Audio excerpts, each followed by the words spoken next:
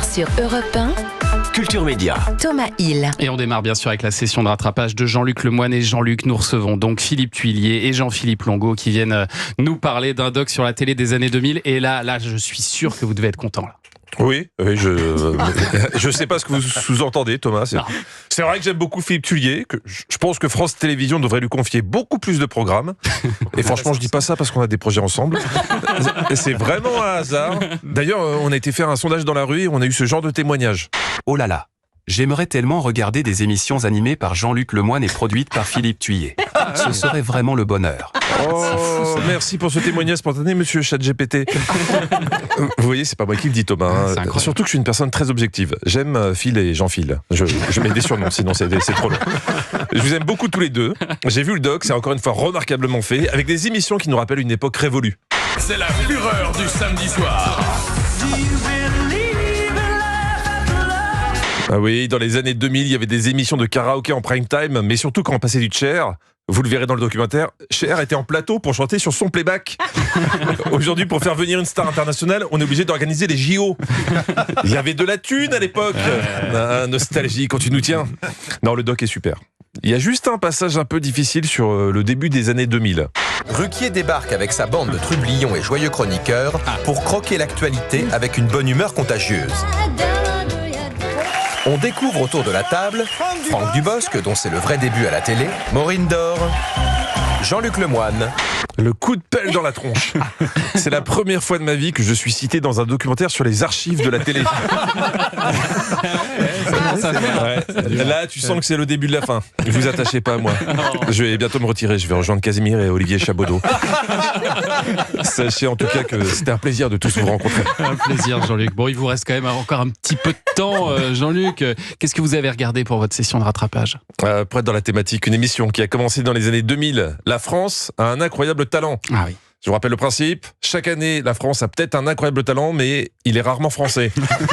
Là, c'était des Argentins. Bonjour, je suis Fabian, le directeur de la troupe Légion. Alors, c'est la troupe Légion. Non, parce que si on écoute d'une oreille, on a un peu l'impression que c'est la troupe Les Fions. Qui existe sans doute aussi, mais c'est une autre forme de talent, et il est un peu tôt pour en parler. Non, là, ils sont venus d'Argentine pour faire des claquettes avec une particularité. Et notre spécialité, c'est danser avec les pieds en feu. Voilà, ils dansent avec les pieds en feu. Les pieds en feu ? Ouais, ce qui est bien utile quand tu veux égayer un incendie. Bon, ils te niquent ton parquet, mais c'est très joli à voir. L'émission a lieu en public, et le public est chaud patate. Enfin, chaud patate devant les numéros. Un peu moins quand Hélène Ségara l'interroge. Ça vous a plu ? On est le jour de la Toussaint, d'après vous, il y a beaucoup de gens qui nous écoutent ? Bon, alors évidemment, pour séduire le jury, en 19e saison, il faut les surprendre. Et John a un projet pour ça. C'est une idée qui m'est venue comme ça, en une seconde, où j'ai relié une corde à sauter à des harmonicas. Donc j'ai créé l'harmo-jump, avec lequel je joue de l'harmonica et je saute à la corde.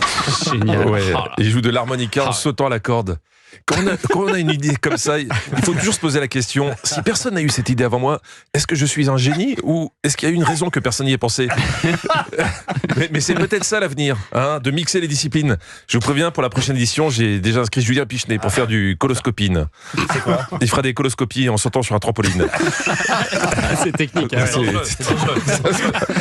ça marche, ça se tente, Julien, vas-y, crois en toi. Je visualise. Donc John, le roi de l'harmo-jump, est un jeune retraité qui va raconter son parcours à Karine Le Marchand. Bonjour, chère Corinne.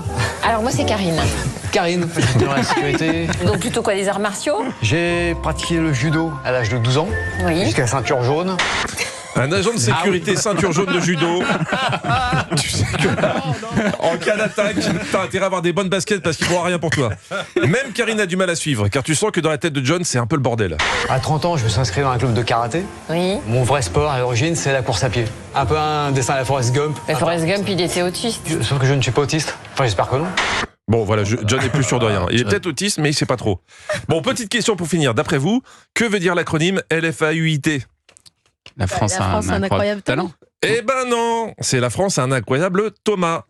Car sur son Instagram, Thomas Hill a posté cette semaine une vidéo où il imitait son chat. Non, on n'est pas obligé. Je vous C'est assure. juste pour Instagram. Non, c'est bluffant. C'est bluffant. Il n'y a aucun trucage. J'espère que ça va plaire au jury.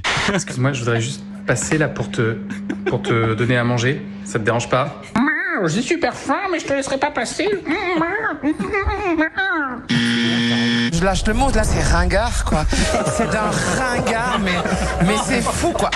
Elle y connaît rien en chat, Maria James. Allez, je crois que tout le monde a besoin de partir en week-end. Attends, c'était saisissant comme imitation, Non. franchement. Non, si, non, hein, Thomas. si, c'était bluffant. Non, il faut Merci. aller voir cette vidéo sur votre Instagram, c'est quand même Oui, exceptionnel. parce qu'elle existe vraiment. Merci, Jean-Luc, C'est pas merci. ChatGPT. On peut toujours compter sur les potes. Merci Jean-Luc Lemoyne, qu'on retrouve lundi et d'ici là en replay sur europe1.fr. Vous serez en spectacle aussi demain à Moissac, hein, c'est ça ? Exactement. Et vendredi prochain à La Reims.